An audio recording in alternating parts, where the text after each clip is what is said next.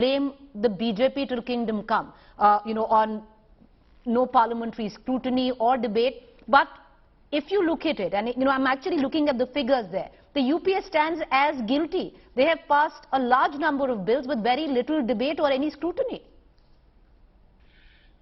Preeti, the point here is not who was guilty in the past. The point is who is guilty today. Are we continuing the guilts which were created yesterday or the day before? The Congress has been politically and electorally punished for it. The BJP has an opportunity. What is the BJP making of it? Is it, I think as our parliament experts said, which I have been saying now for the last 10 years, it is not the death of Indian Parliament, it is the death of an Indian MP. As an entity, that is a worrisome aspect. Because today MPs are not chosen for their debate capability, they're chosen for their winnability, they're chosen to form a government. And that is why there is a crisis. Somebody like a Shehzad, great debater, will be a better asset than somebody who can win an election. I think if you send people like, if BJP sends people like Shehzad to Parliament, perhaps we will have better debate in Parliament, and I think perhaps better bills being passed. Well, Shehzad smiling on that note, but I want to, yeah, okay, Shehzad, quickly, closing Rahul, comments. as much as I appreciate the kind gesture on your part, I don't want the BJP to send somebody who just talks glib on TV. I want them to send somebody who can actually command the mandate of the people, and therefore, as bad as they may seem to you in articulation, they actually espouse a better sense of public sentiment than I can appearing on television. And let me just correct a few facts. I understand it's a collective responsibility. 68 days Parliament sits, it's a big problem. We should have more days of sitting. You know how many days the West Bengal Assembly has sat from 2012 to 21? 34 days a year. 34 days a year. And Punjab, which was under Nasir Hussain's government for a very long time, 15 days a year. I'll come to you, Mr. Gokhale, I'll come to you. I'm taking closing comments, I will come to you. Make your point. Delhi 16 days a year. Are assemblies not legislative bodies?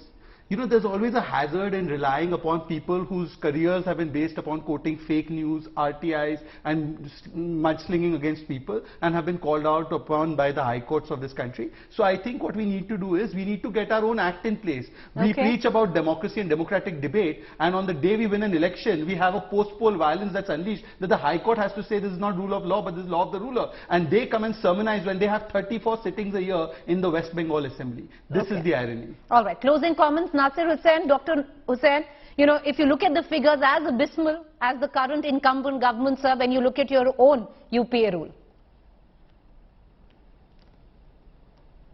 See, it is always the responsibility of the government to run the Parliament. We have been saying this in the Parliament time and again. This government doesn't want any debate and discussions in the Parliament. That is the reason why they don't want to accept any of the notices and the issues raised by the opposition. Neither they want to have enough time where we can have lengthy sessions, where we can have long sittings till late in the evening or in the night. That's what we have been. That's what we have committed time and again. But the government is not ready for any kind of discussion in the Parliament. They want us to come there, accept the agenda that has been proposed by the government, just pass it in 10 minutes, 15 minutes, 20 minutes, and then say, we have our agenda, you cannot raise your agenda. I think it is both the agenda of the government and the agenda of the opposition that needs to be debated and discussion. Issues that concerning the people of the country. Saket Gokhale, I know you wanted to come in for a rebuttal, closing comments. The government itself needs to be resolved. Right. It's quite interesting, your National Affairs editor recommending someone for the Parliament, but I think the problem today is our Parliament also, and the ruling party is filled with opportunists who made their careers 8 years ago abusing Prime Minister Modi and now pontificate in front of him. We remember your career started by praising Rahul Gandhi and you're down to rejecting him.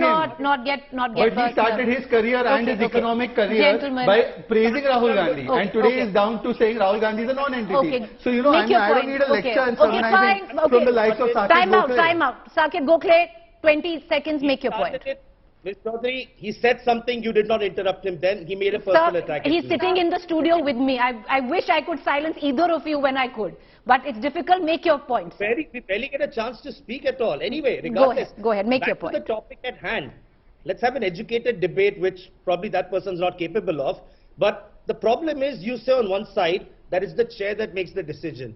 Why in the last 7 years has the parliament not had a deputy speaker? There's no deputy speaker of the Lok Sabha. Why has the deputy speaker not been appointed? That is something that the government has to do, the house has to do, the leader of the house has to do. We are functioning in a parliament where there is no deputy speaker. That's a basic parliamentary requirement. The government decides to run roughshod, does not allow questions from the parliament, from the opposition, does not allow them to speak. And yes, the quality of debate. I mean, our news channels are a reflection, you know, of what happens in our parliament. If the quality of debate is that anybody gets up and starts making personal attacks, if this is how they work in a television studio, imagine how they must be working in the parliament. I know, okay.